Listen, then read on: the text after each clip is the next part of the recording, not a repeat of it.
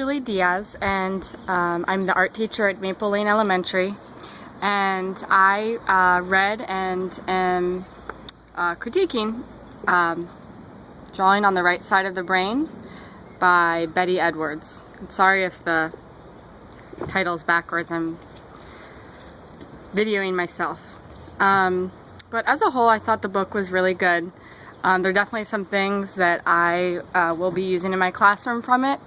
There's some other things that I really wasn't a big fan of. So generally the book is about teaching kids to use the more artistic right side of their brain, or I guess the more maybe not artistic, but the more intuitive or holistic side of their brain, which is the right side, as opposed to the left side to draw.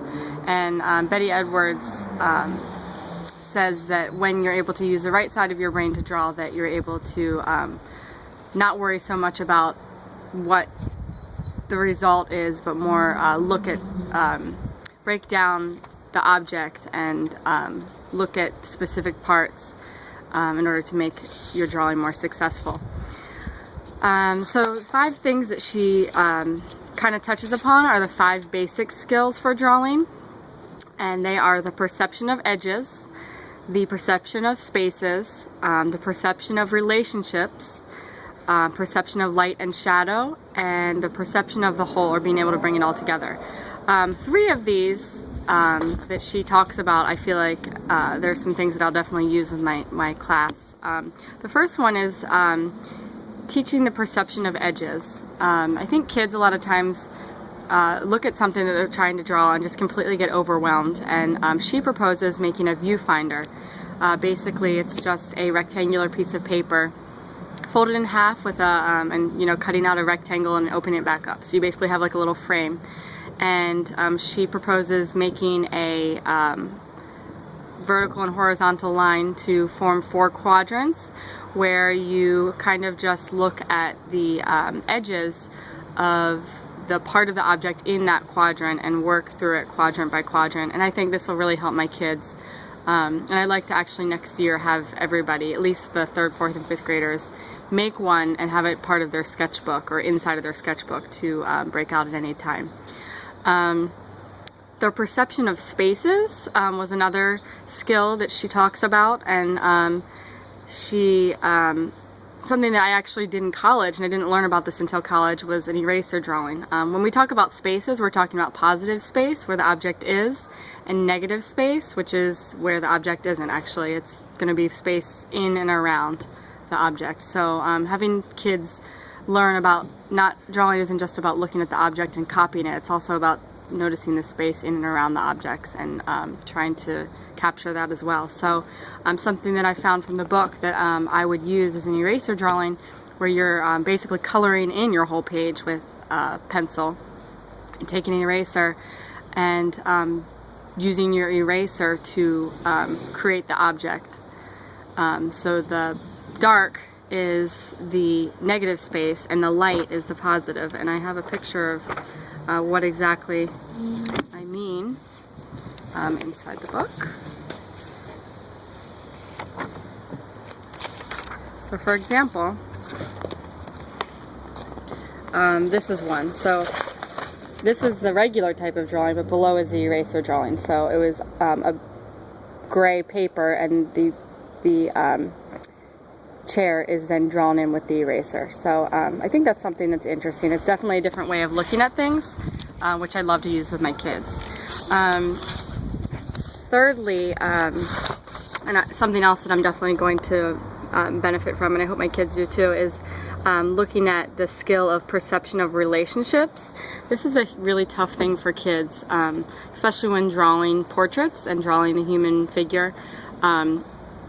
Paying attention to ratios. Sorry, I'm going to check my notes here.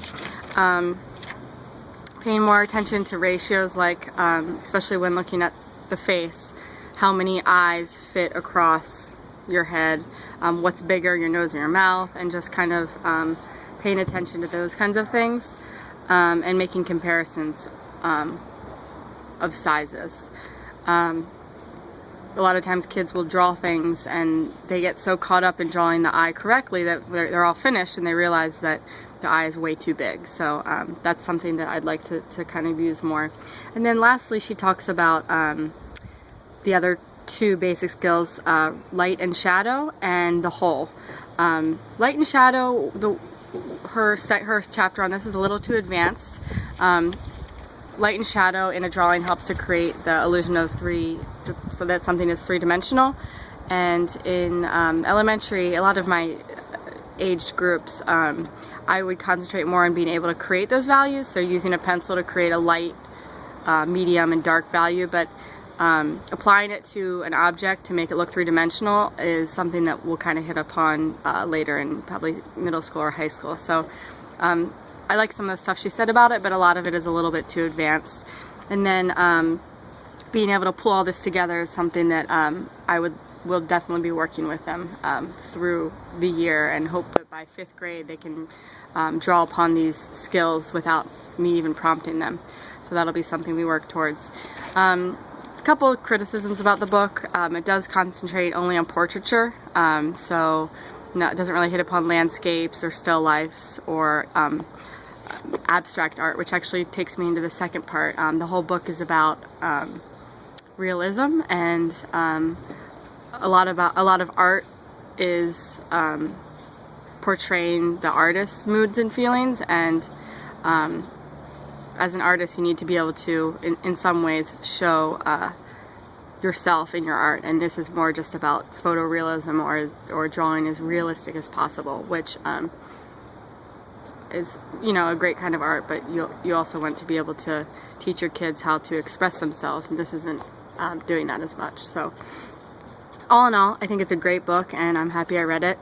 I do recommend it to other art teachers, or even to anybody that would like to learn how to draw, because it does, I was reading reviews, and a lot of people that were not claimed to not be artistic at all went through a lot of the exercises in this book, starting with the upside down Picasso drawing, where if you draw something upside down, you look at it upside down and you draw it upside down, and you're not worried about, does this look like a hand, does this look like a face. You're just drawing the lines and looking at relationships and whatnot. A lot of people found that doing exercises like this in the book really did improve their drawing, from people who claim to only be able to do stick figures to people who actually are able to draw portraits, and portraits that actually look like who they're drawing. So I do recommend it. So if you're interested, you want to draw, check it out. Drawing on the Right Side of the Brain by Betty Edwards. Thank you.